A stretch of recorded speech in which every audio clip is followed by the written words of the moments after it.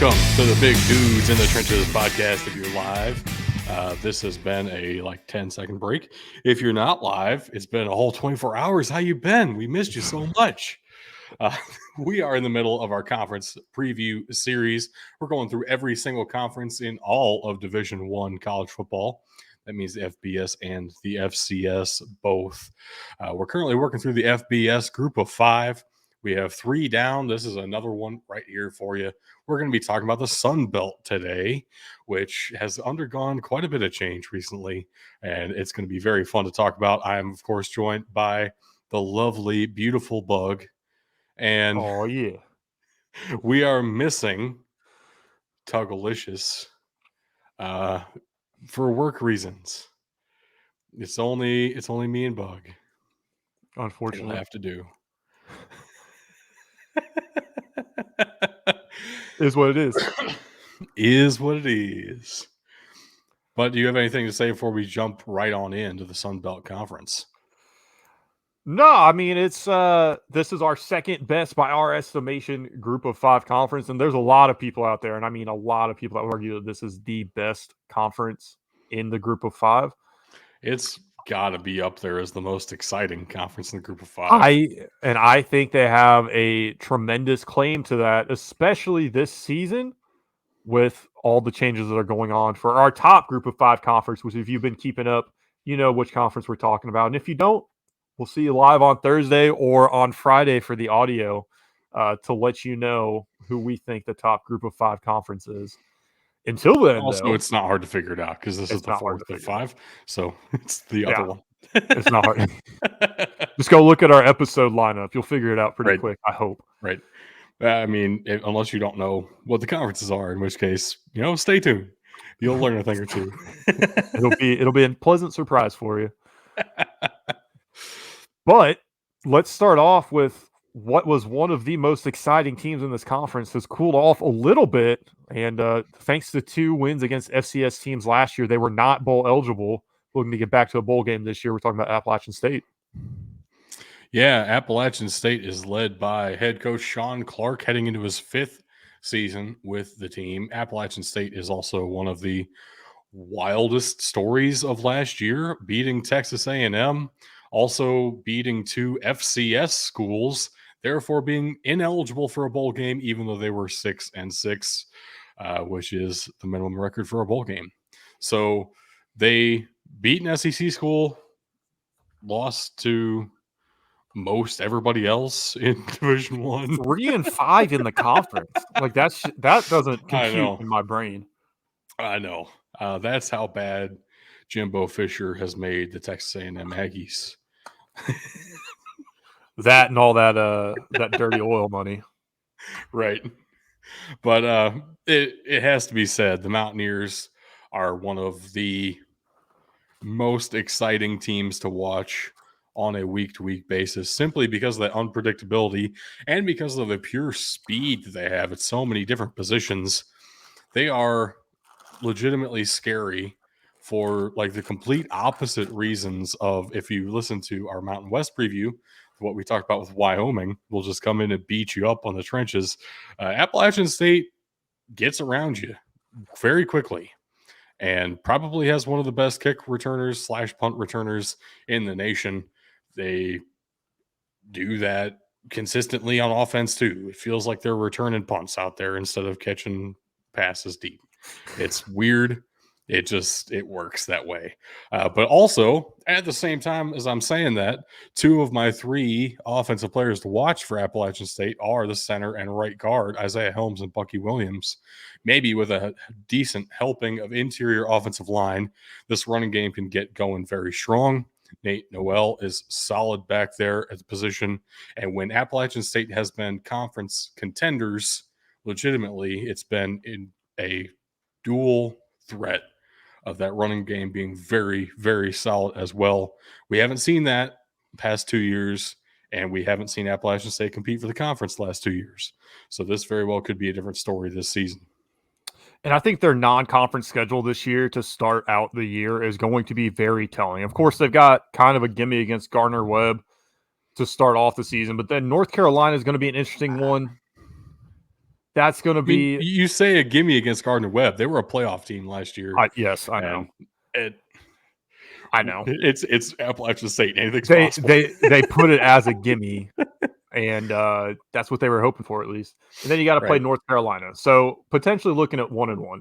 But then the next two games are really going to be a litmus test of how they compare on the national level, going up against ECU and Wyoming, playing the Pirates at home and going out to Laramie for that one.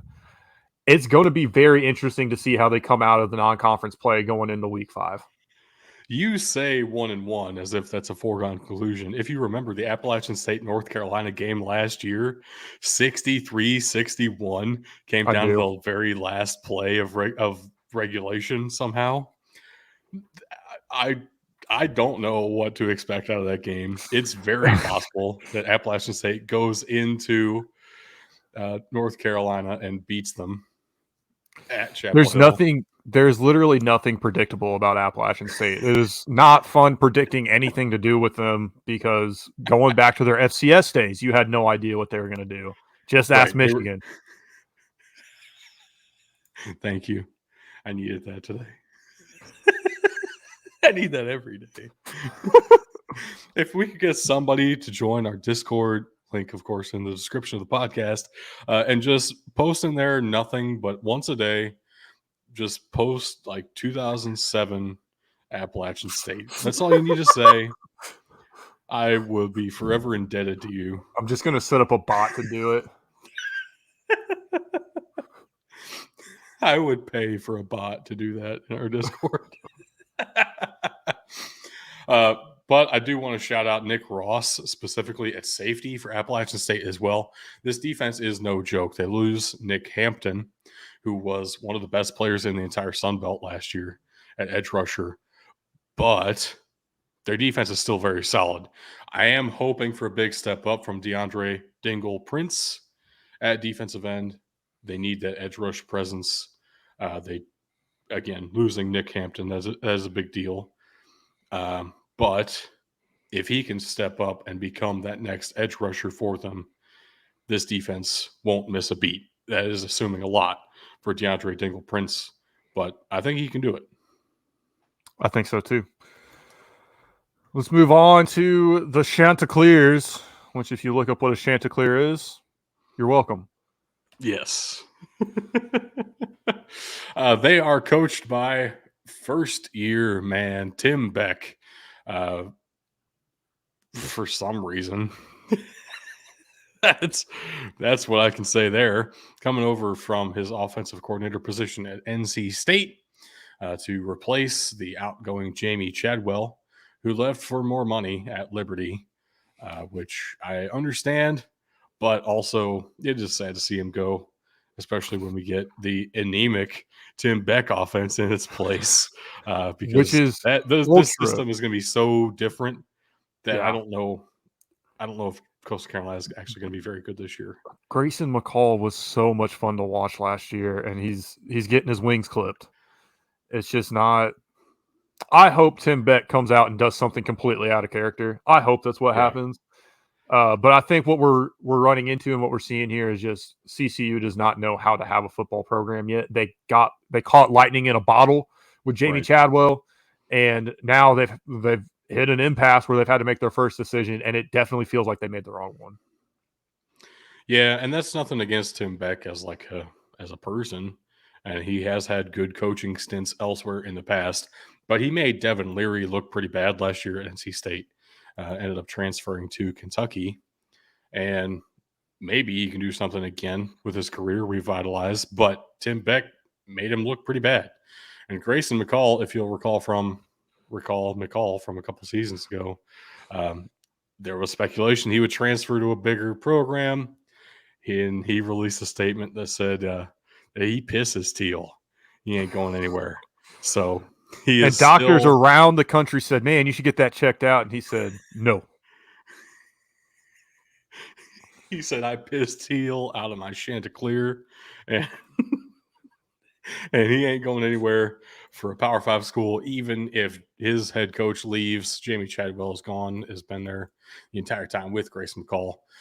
But Yeah, Grayson McCall is still my favorite quarterback in this conference. Easily. I think he is for everybody. Yeah, I don't know that another quarterback in this conference comes close, honestly, which feels weird to say because, like, I don't think he's that amazing, but also, um, the Sun Belt I isn't exactly I known for its quarterbacks. Yeah, I wonder how much of it was the excitement of Jamie Chadwell's offense. And it's I mean, definitely gonna that's be true. we spent a decent amount of time talking about this, but it's gonna be a significant trial by fire when your first game is against, UCLA at the Rose Bowl. Yeah, big So, time. Also, again, I know how much I talk about middle linebackers. JT Killen's very good and is the linchpin of this defense. I don't only talk about middle linebackers, but when I do, I have to bring it up because I talk about them so often. Uh, I have a very obvious bias.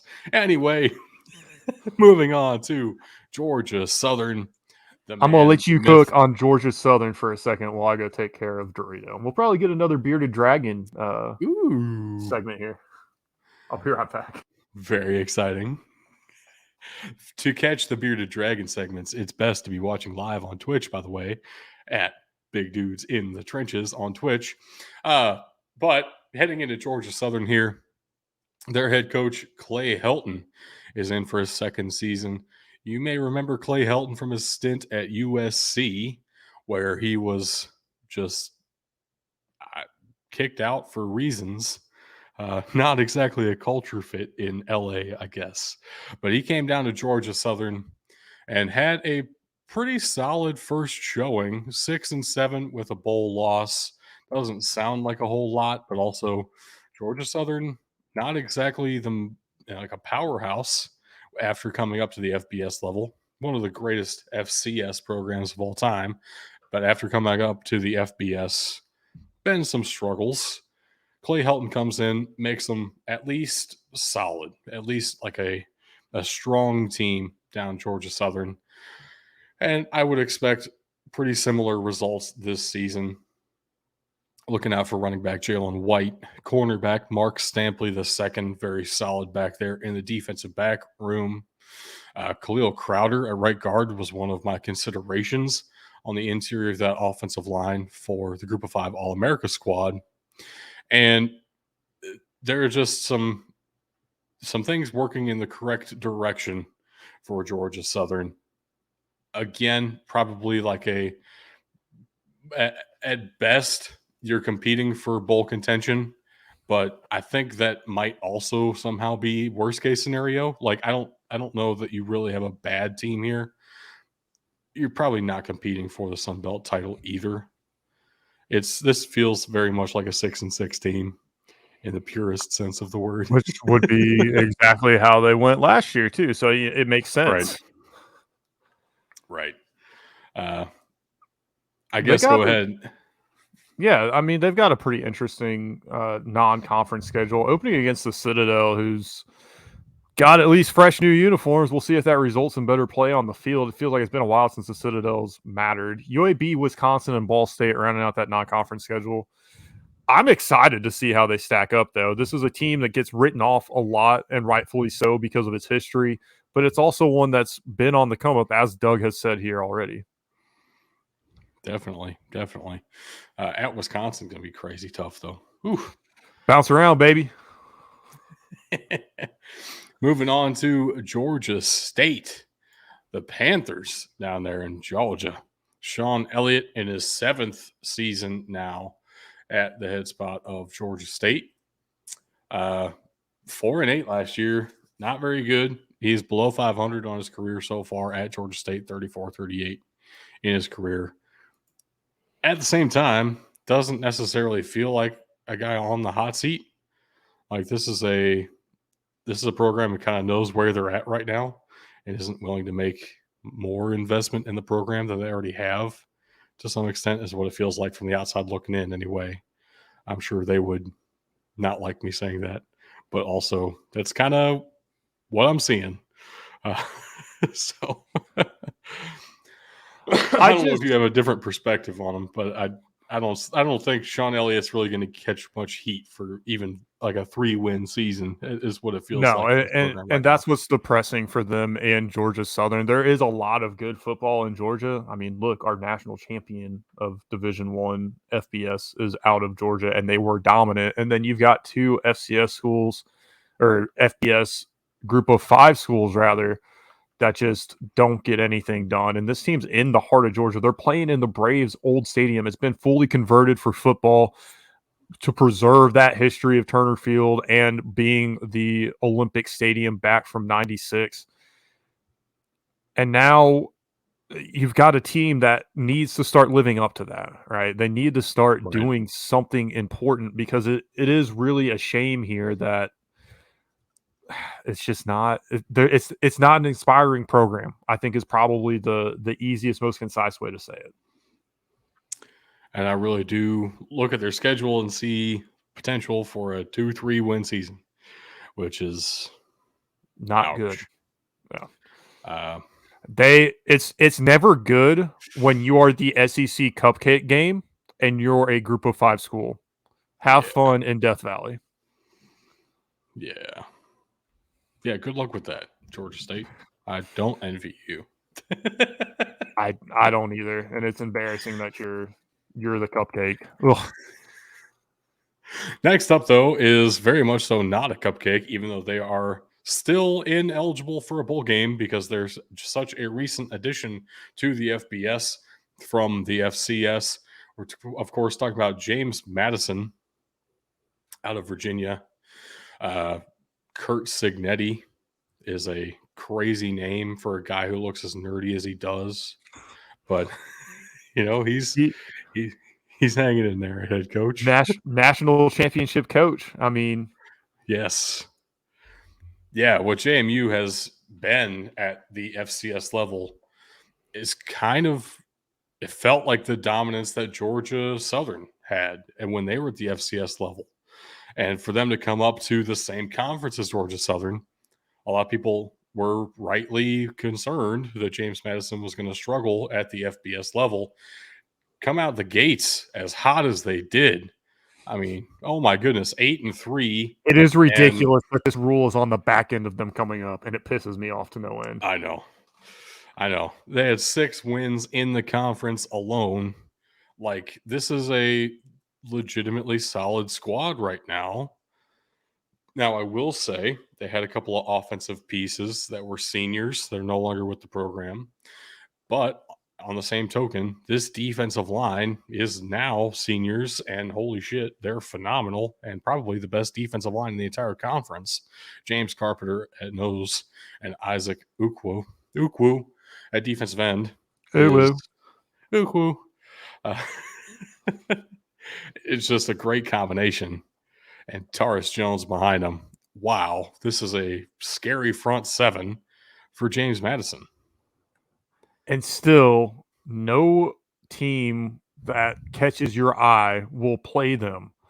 They're stuck playing Bucknell, Virginia, Utah State. I mean, nobody wants a piece of them to this day. It's the NCAA needs to fucking change this rule, or at the very least, if they're bowl eligible again and they don't get in, I might boycott bowl season. And I love bowl season. I fucking love bowl season, but I might boycott it. I'm pissed. We will consider boycotting bowl season. We will have a strong think. We'll see how far that goes.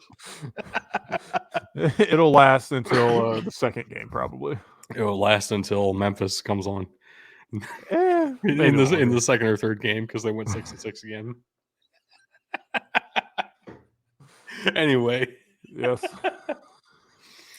yeah, I would not at all be surprised if James Madison has another really shockingly great season. And that doesn't mean they have to compete for the conference title. Like, I don't expect them to be necessarily one of the top 2 teams in this entire conference.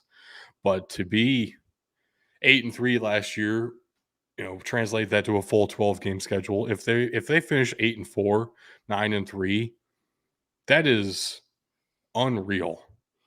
I mean, I cannot ask for anything better out of Kurt Signetti and what he has done for JMU. Right. He's the reason they're up at the FBS level. And God, I hope he doesn't get scooped up by somebody else. I really hope he doesn't. And it concerns me every year that he continues to have success that he will. What does Dorito think about JMU? I don't know. What do you think about JMU? He seems very content. Yes. Fair enough. Moving on to Marshall. I love this picture of Charles Huff. Was this when they would beat Notre Dame? It is when they beat Notre Dame. I see the Notre Dame logo in the background. Yeah. At the same time, this is like one of his two faces that he makes.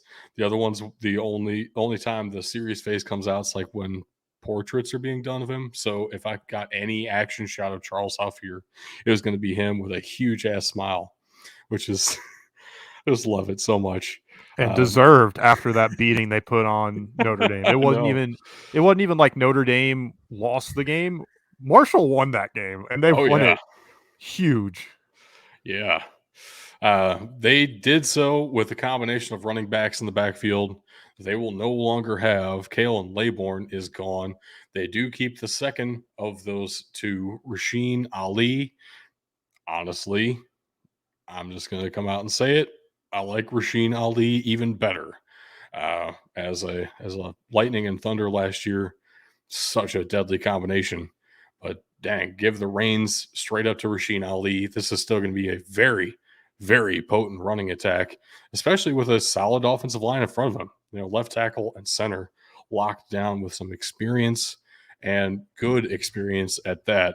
Ethan Driscoll and Logan Osborne up front, highlighted here. Also, I do want to say the back end of that defense is going to be a little bit weaker because they lose Stephen Gilmore, Stefan's younger brother. Yes, they are that far apart in age. But Mike Abraham on the other side of Stephen Gilmore last year was honestly better than Stephen Gilmore, and he returns. So they are technically weaker, but damn it, Mike Abraham is still really, really good. And I do not want to throw against Marshall even now.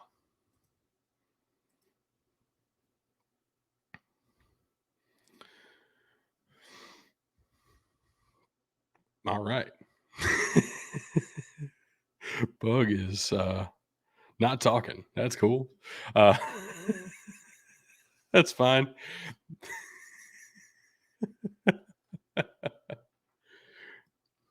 If you are talking, you're muted.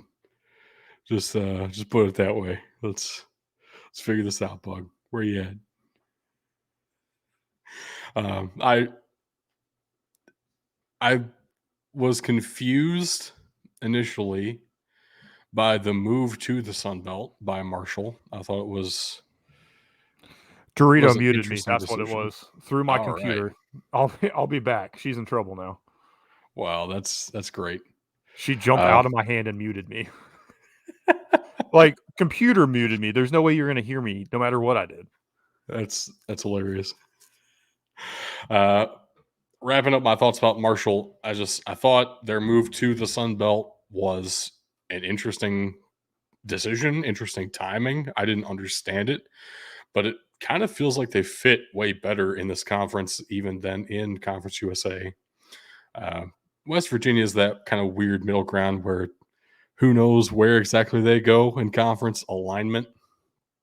But with JMU kind of right next to them, and with some of those Southern teams that they fit culture-wise, actually, the Sun Belt has been a great fit for them so far. Same conversation when they hired their new head coach, Charles Huff, the running backs coach out of Alabama. How does this make sense at all? Are they only doing this because of Alabama ties? Are they doing this because he has recruited some great running backs before? What exactly does that mean for being a head coach? Charles Huff has proven me wrong, completely wrong. And I see Marshall as one of the best teams in this conference. 9-4 last year with a win against Connecticut in the Myrtle Beach Bowl. Yeah, Marshall is Marshall is just straight up solid. Go ahead and jumping to Old Dominion while we're still bugless here. Ricky Rain is the head coach, 4th season for Ricky Rain. Not exactly a great start to his career. 9-16 so far, 3-9 last year. I don't expect a ton out of this offense, if I'm being honest with you.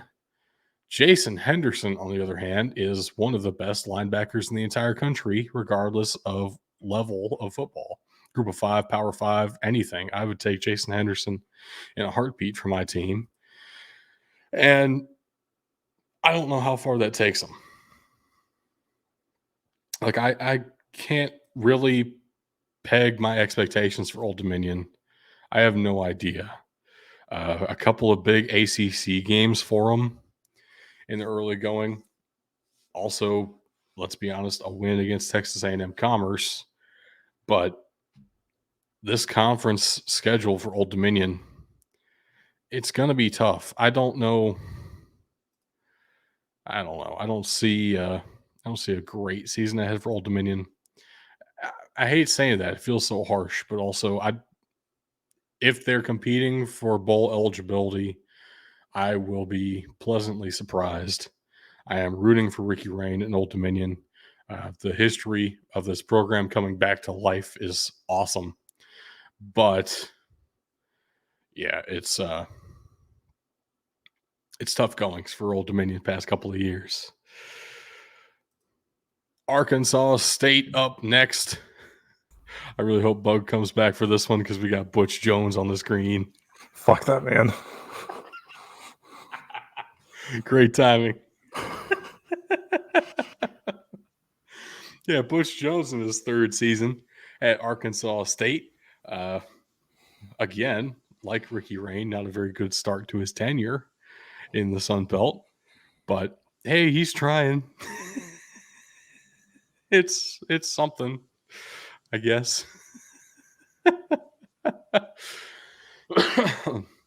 His offense this year for Arkansas State will be headlined by a couple of big-time transfers. JT Shrout is coming in formerly from Tennessee. 2019, I believe, 2020, he played for Tennessee as like a 3rd-string guy. And then, if I remember correctly, he went to Wake Forest after that. Now I'm doubting myself. No, it was Colorado. And he technically, I remember this now, he technically led the team in passing yards last season, but he only had like 1,200 yards and 7 touchdowns, 8 interceptions, something like that. Like, not exactly great. Looking for a way to turn around his career.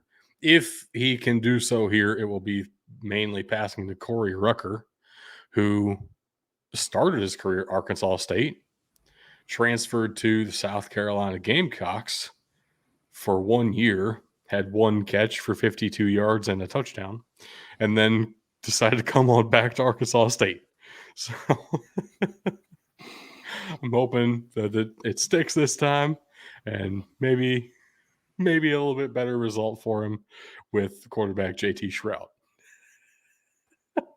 Here's the thing with Arkansas State is they're another team that's boom or bust, and that's kind of been their offense for a while, which is unfortunate because I don't know that they really have the talent to continue doing it. And it's even more impressive to me that Butch Jones was pushing through in his style, but he's been able to just kind of keep the tide, keep the ways going at Arkansas State. And I'm curious, very, very curious how much they're going to be able to get things done and push forward doing it this year. It always seems like this team, everybody I feel like counts them out a little bit. Everybody's like, oh, they're not going to be as good as they have been. And then what do you know? They pull out another, 6-win season, 6.5, 7-win season, and end up in a bowl game. But with Butch Jones, they haven't been able to do it. It just seems like they can't get the bounces to go their way. And it's not that they're not good. They've been in a lot of these games. The past 2 seasons against Memphis, it's been very close. Could have gone either way, and man, I don't know what to think about this team. I really don't. They get another punching bag appearance. Last year they played Ohio State. This year they play Oklahoma. Kind of some rough non-conference scheduling there, but of course they do play Memphis and then an FCS school. Hopefully they can beat Stony Brook. We'll see. At this point, I don't know what to think of the Butch Jones tenure. Anything's possible. It's just unfortunate for Arkansas State because, like I said, they could win. They're more confusing a team to pick than Wyoming. They're more confusing a team to pick than really anybody because they legitimately could win every game they're in, and they haven't with Butch They Jones. just don't. They could legitimately be good, and they just aren't. So. But at least they're the champions of life. That is the most important thing. You didn't think I was going to let a chance to bring that joke up, did you? I wanted you on the pod for Butch Jones. That's all I'll say. It brings me great joy that his struggles have continued, and at some point you got to figure it's probably just fucking him. Yeah, probably. How did? Never mind. It was worth a shot for Arkansas State. Like, I understand the decision. Same as Barry Odom to UNLV, right? You got to try it. If it works, it looks great. Barry Odom at least had some success at Mizzou. Butch Jones has had success in his career at some points. Not recently, but it's not as head coach of the Tennessee Volunteers, which brings me great joy. But to see it now affecting another team is somewhat depressing. Let's jump to Louisiana. Their head coach is not delivery. He's DeJormo. Michael DeJormo. In his second season as a head coach of the Raging Cajuns. Very fitting. Love it so much. They are headlined by some very French names. Peter LeBlanc, Cam Petitchelot. That's not how you pronounce it at all, but it's fine. A very, very southern white kid, Sonny Hazard. Love it so much. This is such a Louisiana squad. The best thing about all of this is you look at their record initially and you're like, man, this team fell off. They're not as good as they were. They lost it when they lost their head coach. Not so fast. They did lose the Independence Bowl to Houston, who had a massive turnaround for their season last year. Bro, but it was a Lee Corso talking about the Raging Cajuns. Not so fast, my friend. It was an exciting game. It was a close game, and again, I've talked about it a couple times on this episode and the previous episode. How do these teams really stack up outside of their conference is what kind of makes or breaks a conference, right? And for them to put up such a good game against Houston, unfortunate they didn't win, but I don't think anybody has anything to worry about with Louisiana. Everybody should have expected them to be a little down last year, 6-6 through the regular season, of course. Which is not even that bad. I mean, they made a bowl game and they looked all right doing it. They made a bowl game, which is their floor, but after the last couple seasons where it was just so exciting, everybody wanted to watch a Raging Cajuns game. I get where there was some frustration and disappointment, but I don't think you have any reason to worry about this team or doubt them going into this season. And their non-conference slate is much more forgiving this year, I would say. They trade in Florida State for Minnesota, which, it is an easier game. Let's call it like it is. Buffalo instead of curious. Yeah, I'm curious how I guess Eastern Michigan last year, but still. I'm curious how at UAB is going to go for them, though. That could be an interesting one. Yeah, true. Not too unfamiliar of an opponent. They've seen each other pretty recently, I believe, but definitely some new trappings for the new American squad, UAB. Right, and they, Louisiana, they finish out their season with their rival, and the next team we're going to talk about here ULM, who has been nothing but disappointing pretty much the entire time I've known that they've had a fucking football team. But they have a head coach who wears a shirt and tie on the sidelines. That's phenomenal. Bring some class Also, back to it. if you follow the Sickos Committee on Twitter, you will recognize Terry Bowden for his most influential contribution to the head coaching discussion, Terry Bowden units. He is TBUs. Unfortunately for him, he's the lowest paid Division One head coach, and therefore It every other shows. head coaching contract gets measured in Terry Bowden units by the Sickos, and it's a great time for us at least. Probably not for Terry Probably Bowden. not for him, yeah. He's probably like, motherfucker. My favorite part of this offense is probably their tight end. Zach Rasmussen. That is not a great place to be, you know? Also, their defense is going to get us in trouble if we talk about some of the names down there. Just go watch the video. I'm not taking the chance of saying these names. Well, On Tristan and Carlin are very good defensive players. Yes, if you're not watching us live, I recommend checking out the video on YouTube because those are some names right there. I don't even want to be accidentally misunderstood. Right? Yep. Do we think they win more than 4 games this year? I think that's where we end up with this. And I don't know that they do. To me, that depends on the success of presumptive starting quarterback Jaya Wright, who has thrown 20 passes in his collegiate career so far. If he can come out the gates as a legitimate starting caliber quarterback, at least for the Sun Belt level, I think they have a great shot. They have some good weapons on the outside. And I do like what Terry Bowden has done with this offense. They play much more aggressively than I've seen ULM play ever. I mean, there are some traits that you like about the direction of this team, but they're so unproven. I don't know how to answer that, I guess, is my main point. If their quarterback can come out the gate hot, sure. But there's no way to know that. Just at all. Unfortunate. It is very unfortunate because I feel like they've got such history around the program.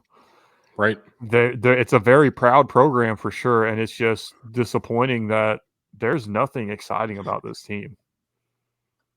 They do play 2 SEC schools in the non-conference, and I expect one of those to be a win because at Texas A&M, and Texas A&M loves losing to Sun Belt squads.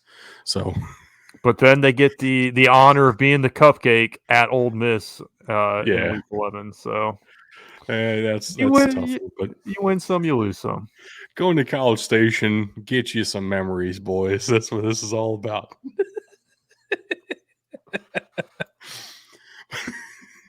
USA. All right, I'm good. Yeah, the team that shows up is USA. My dad and I were watching the combine together this year, which he doesn't normally care about the combine. He was only doing it to support me. Thank you, Dad. Appreciate it.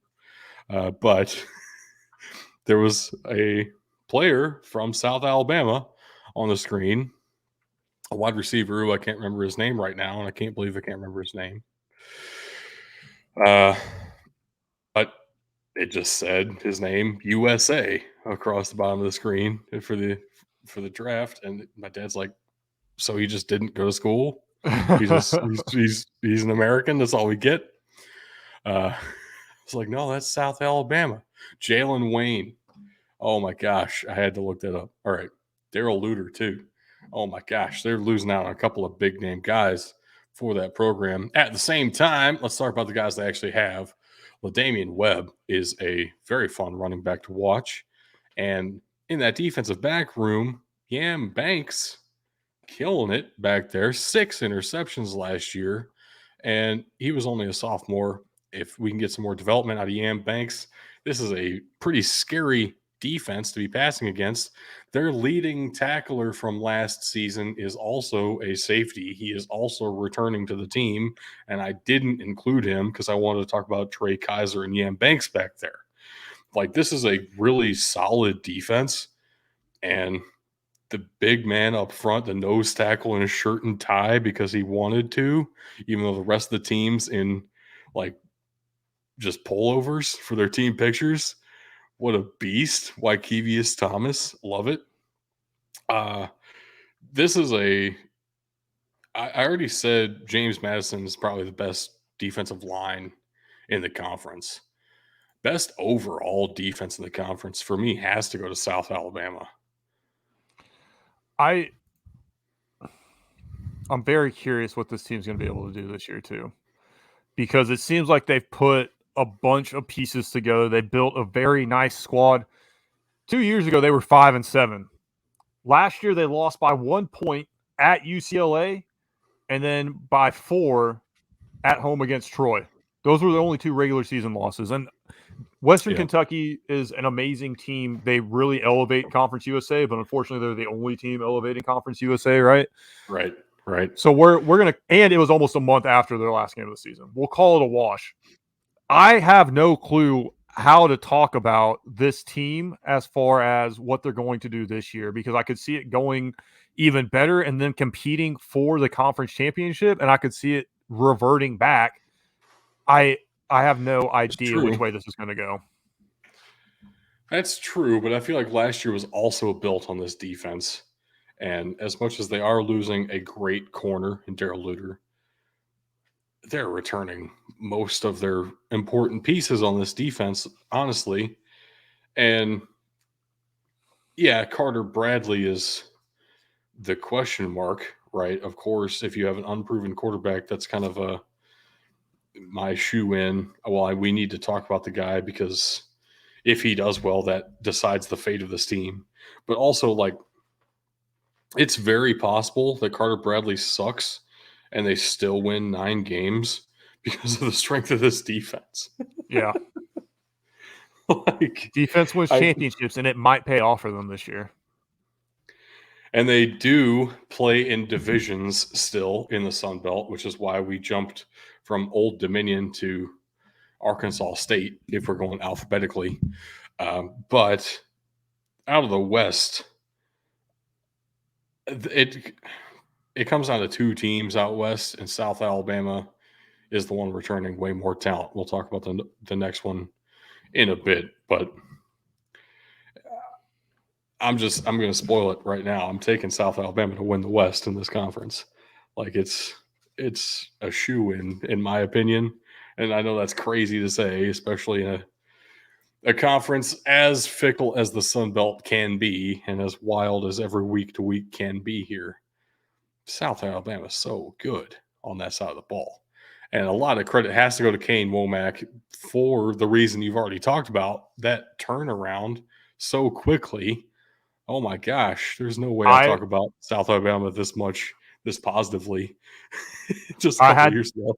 I had to do a double take when I not just only saw their record today and as I've been reviewing the notes and stuff, but as I looked at them last year and saw that they kept winning, feel like, oh, they're a good team. I'm like, no, they're not. What are you talking about? And they flew under the radar because they are in the Sun Belt, because they are in a group of 5 conference. But this team, they proved to be a force to be reckoned with this year or last year. Yeah, definitely. Definitively. Let's go ahead and jump to Southern Miss, head coached by another shirt and tie head coach. Love to see it. Will Hall heading into his 3rd season here. Made a bowl game last season, going 500 in the regular season and 500 in the conference. Very 500 year for him, but they did win the bowl game, which takes them to 7-6 overall. That bowl game performance is the reason Frank Gore Jr. made my Group of 5 All-America squad, and the reason he's the first name on this slide. He plays a lot like his dad. it's got to be said. He is a bruiser. He runs hard between the guards. Forget between the tackles. Between the guards. This man is right up the gut. He will power his way for 4 yards, and he does that so well that Southern Miss wins several games that way. But if you can add some speed to that, now that becomes terrifying. That combination of power and speed is the reason that the Tennessee Titans win any games in the NFL.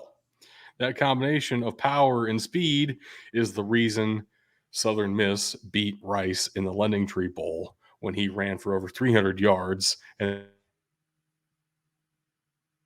Uh-oh. He was on a roll too, and it looks like we might have lost him. That's depressing. I'm going to pull him out here for a minute. There is nothing negative really to say about Frank Gore Jr. And a lot of people, if you aren't familiar with him, will definitely be like, oh, he's just Frank Gore's kid. He is so much more than that. It's almost to the point where I feel bad for Cole Cavallo. I feel bad for Jaquan Scott because their offense is so centered around Frank Gore Jr. The comparison's already been made to the Tennessee Titans. You, of course, know who we're talking about there. The Derrick Henry comparisons. I'm intrigued to see how Southern Miss can do this year, though. They're too up and down for my liking, which is disappointing in a lot of different ways. But it's also just what we have to live with, unfortunately. It is the state of their program. 7-6, nothing to scoff at, like Doug mentioned, with that win at the Lending Tree Bowl over Rice. I gotta say, I'm a huge fan of what they got going on here at Southern Miss. I'm curious to see if they're able to improve on it, though. I'm not as familiar, especially with the defensive side of the ball here. So, unfortunately, Jalen Williams, Avery Habas, and Jay Stanley, I'm going to have to skip over you guys just a touch here. We'll see if Doug comes back and if we're able to circle back and maybe give you guys the love that you deserve, because I certainly can't do it justice the way that you deserve. We'll move right along to Texas State with new head coach Will Hall, or new head coach GJ Kinney. Yeah, we've been going for a minute here live, folks. This is a team that it just feels like they consistently underperform. They've gone through a couple different changes. Malik Hornsby, as I already mentioned, coming in at quarterback, presumed starter here, which has been a position that's been a bit of a hot potato for the Bobcats. And when you're sitting here in San Marcos, not too far away from San Antonio, you see all the great things UTSA is doing, and they're already your rival.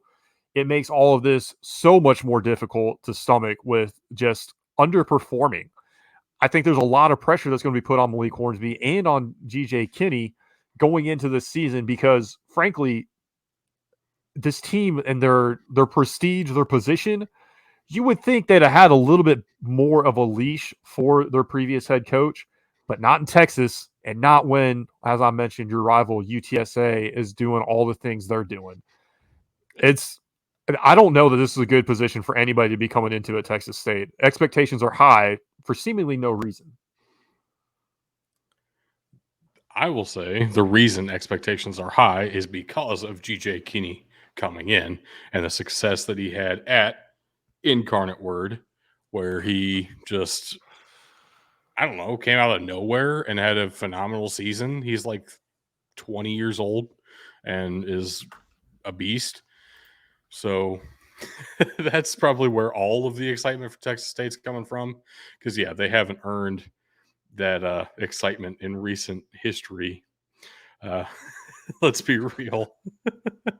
It's been a while. I would love to see this game against UTSA mean something. I really would. Yeah. I don't see that happening this year, but I think that can happen pretty quickly with GJ Kinney, assuming he can keep up the success. And I want to say too, that's assuming that the success he had at UIW was actually his own. Like there's been a string of very high profile now head coaches coming out of UIW. The head coach before him left for the offensive coordinator job at Washington State, and Cam Ward went with him, right? And then GJ Kinney gets promoted and brings in Lindsey Scott Jr., has another phenomenal season, and GJ Kinney leaves after a single year to go to the FBS level at Texas State. Maybe it's a formula that can actually work. This is honestly a similar formula to what Western Kentucky has tried to do. Bring in a couple of high-profile transfers.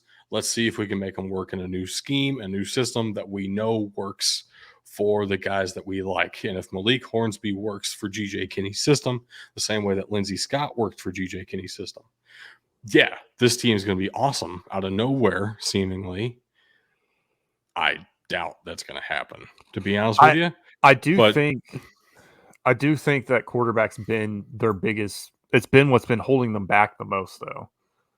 It seems like they continue to bring in transfers. At some point, you got to figure they got to bring in one of their own guys, and maybe they're thinking GJ Kinney's going to be the guy to figure this out or get the right transfer in with Malik Hornsby.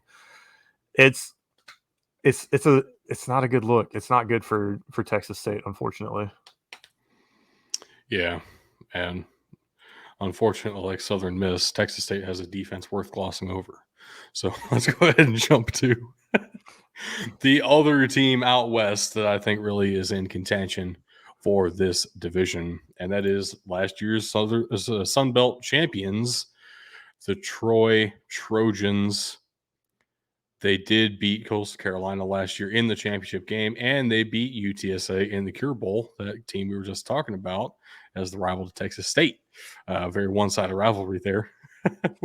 But Troy and UTSA had a hell of a battle, mostly a defensive one at that.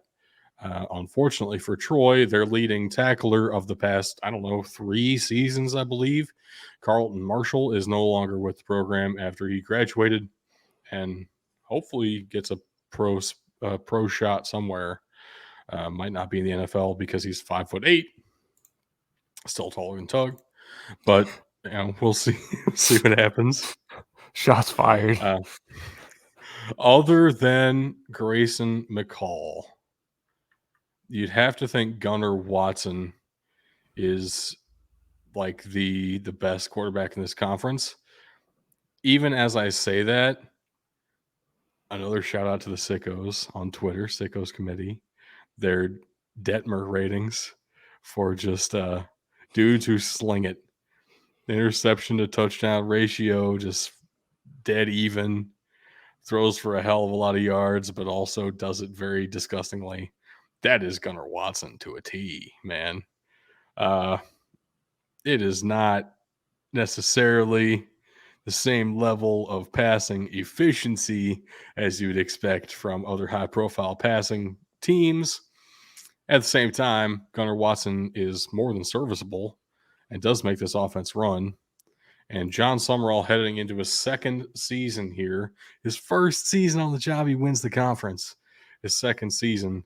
A lot of expectations and still a lot of unknowns for me. What does his scheme actually look like on both sides of the ball? I don't think we even know that yet. This is his second season as a head coach. Yeah, and this is another team too, and this is why the Sun Belt's so fun, right? Troy, everybody knows Troy. It feels like they have been the punching bag of the SEC more than a handful of times. But to see them have a 12-2 season, and yes, they did lose to an SEC team last year. They went to Ole Miss to open the season.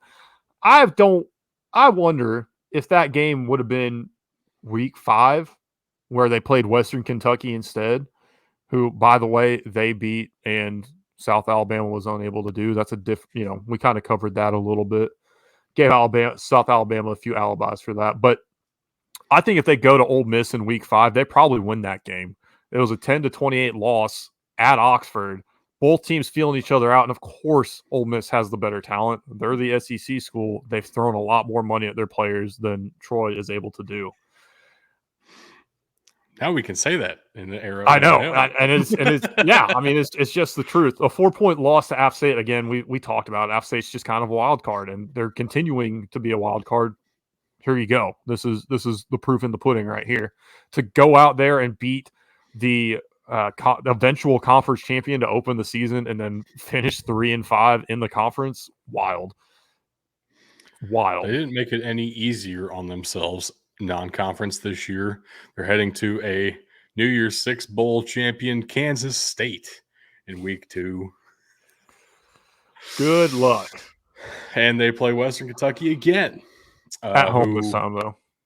Yeah, but we also expect Western Kentucky to be very good. So we'll see what happens with Troy. I do think this defense will take a little bit of a step back, which is probably the reason I've already said I'm taking South Alabama to win the West. At the same time, the back end of this defense is phenomenal. I'm wondering, this is a random thought that I haven't thought about until right now. So I wanted to be interesting to get your take on this too. If we take the front 7 from James Madison and the defensive back room from Troy, is that combination better than South Alabama just as is? Yeah, probably. It's close. I think you got an Probably. all-conference team going on there. I don't know. The fact that that's a thought that popped in my head legitimately is scary, or should be if you're an offense that has to play against South Alabama. Man, that's fun to think about. Anyway, our top 3 non-conference games that we haven't talked about yet because we're saving them for this. Starting off the season, week 1, Army at Louisiana Monroe. Just feels like a great litmus test for what we can expect out of ULM this year. If they can hold their own against Army, if they can beat Army, I think that's a great sign for the Warhawks. If not, and maybe that doesn't even look that bad for the Warhawks. I mean, Army's been pretty solid the past few seasons. And maybe that one TBU is warranted if they can't do, if they fail to perform in this one again. It's tough when you don't play a triple option team every year. So it's going to be interesting to see how they're able to navigate this one. Seems like Army's been down a little bit the past couple of years, at least. No, they've been really good. They just haven't beaten Air Force. Tug will appreciate that you said that. Yeah. And because they don't have a conference to play for, the Commander-in-Chief's trophy is the only thing that people can remember them for if they win it or not. And if they're not winning it, then it's like a bad season. So they win 9 games and lose to Air Force and Navy. They look like it's a bad year. September 16, Wake Forest at Old Dominion. I thought this was going to be strength on strength, offense on defense, but with Sam Hartman transferring out, I don't know what to think of this Wake Forest offense. This might actually be a really good game in favor of the Monarchs, as crazy as that would have sounded a year or 2 ago with how great the Demon Deacons have been playing. So maybe this is a great start to year 4 of the Ricky Rain monarchy with the Old Dominion Monarchs. I had to. Yeah, I know you did. And we're going to move on. The end of September, another big-time non-conference game. Virginia Tech is headed to Marshall in Huntington, West Virginia here. I would be terrified of having to go to Marshall after what they did at Notre Dame last year. Yeah. I know. I'm not making that trip. And Virginia Tech ain't Notre Dame. As much as we shit on Notre Dame sometimes, Virginia Tech still ain't Notre Dame.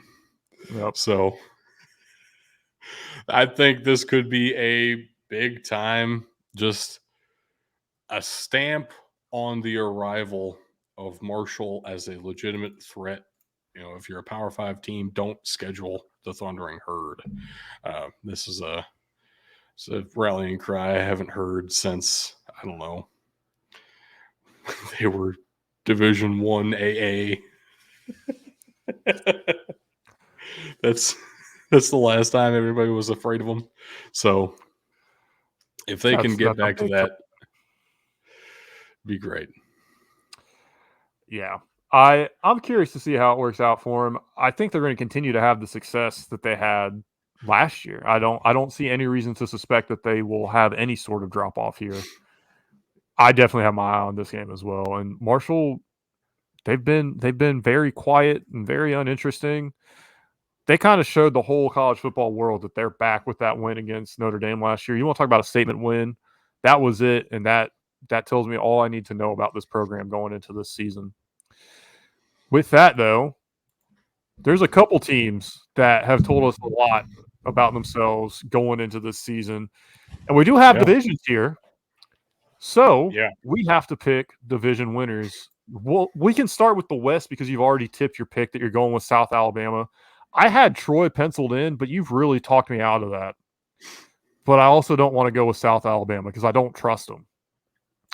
So I'm going to go fair. And I don't even trust the offense for South Alabama. I just like the defense so much. Kind of the same as Troy last year, honestly. I seem to remember picking Troy to win at least the West. I don't know if I picked them to win the conference. I mean, that felt crazy. Even at the time, I was trying to make a wild pick for the West. But I remember thinking that defensive line for Troy is just definitively the best in the conference. I have to pick them. But that's kind of what I'm doing with South Alabama. At the same time, Troy's offense last year was more inspiring than South Alabama's offense this year. So it's fair if you want to go a different direction. Don't let me talk you into them too much. I think I'm going to go fun. I'm going to go with the fun pick here. I'm going to go with Louisiana. Ooh. Because why not?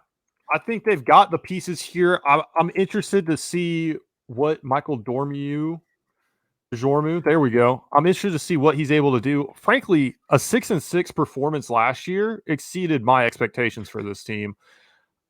They've got potential, I think, to outperform that and be in that conference championship discussion. So you're saying DeJormo delivers a division title? He delivers for me. And in that same vein, as I'm going fun for the West champion, I'm going fun for the East champion. I think you already know which way I'm heading with this. JMU. Furthermore, stating that if they win this conference and don't go to a bowl game, I'm boycotting bowl season. Let's do it, JMU. Let's go, Dukes. That would be incredible.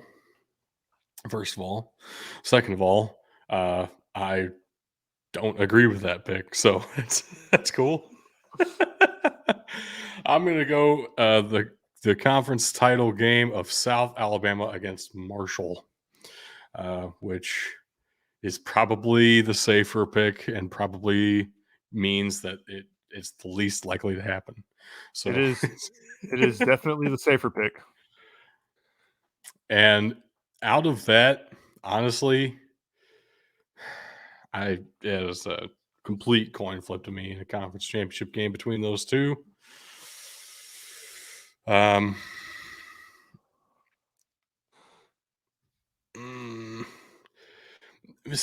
biggest problem for me there, they're both really good at something that, I like those defenses a lot, but what the offenses can do is run the ball really well. And South Alabama and Marshall, their weakest points on defense are in the run game. Their pass defense is so phenomenal that the defensive lines are not exactly perfect for either squad. So it's very possible that we get a championship game where Rasheen Ali and LaDamian Webb both go for like 200 plus yards on the ground, which would be just awesome.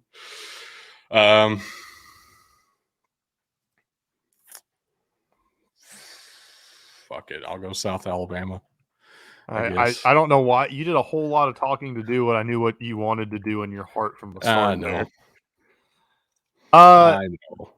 when I do look at these games, when I do look at these teams, I went fun with Louisiana, but when I stack them up against JMU, I do think it would actually be quite a good matchup.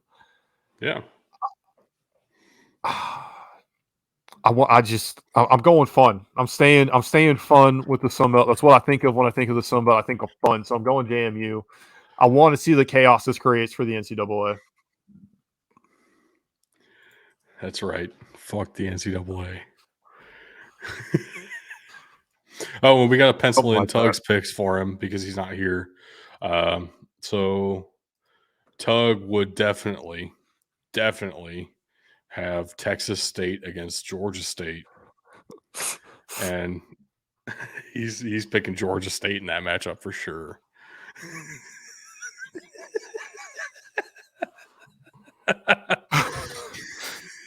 I swear to God, I'm gonna shit a brick when Texas State wins the fucking division. And Georgia State wins more than 3 games. I'm gonna be like, oh, they're gonna go into conference play undefeated. I'm gonna be like, oh fuck, here they come. And everyone who made it to the end of our Sun Belt preview will know the truth that Tug was right all along. That's where we're gonna be.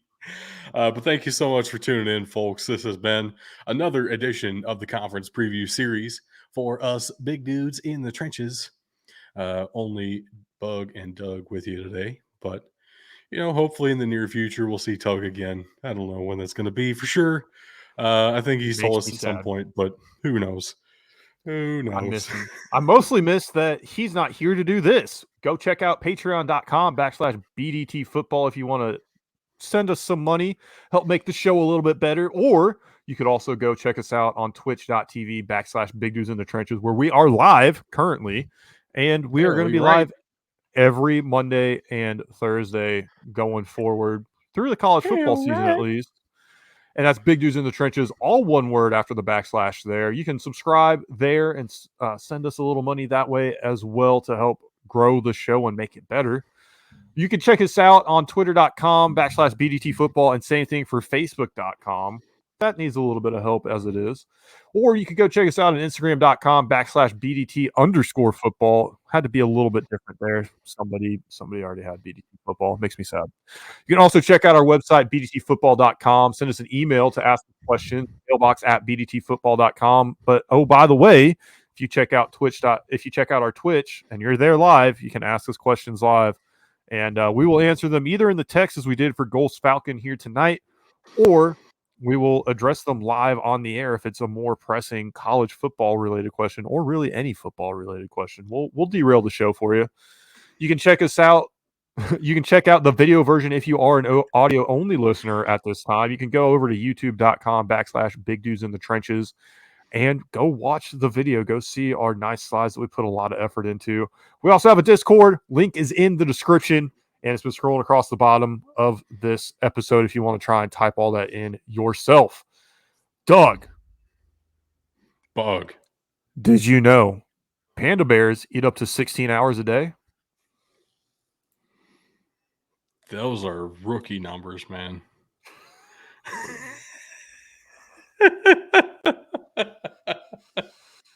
Oh man! And again, 2 episodes in a row. If you're listening on audio, I definitely had something prepared for today, and I completely blanked on what it is. I had a joke for you. It's gonna be a great time, but I fucked up. I completely forgot. Well, was it Tug's thing? Hell no. I got it from here. We will see y'all later this week. Until then, peace out. Girl Scout. Have a good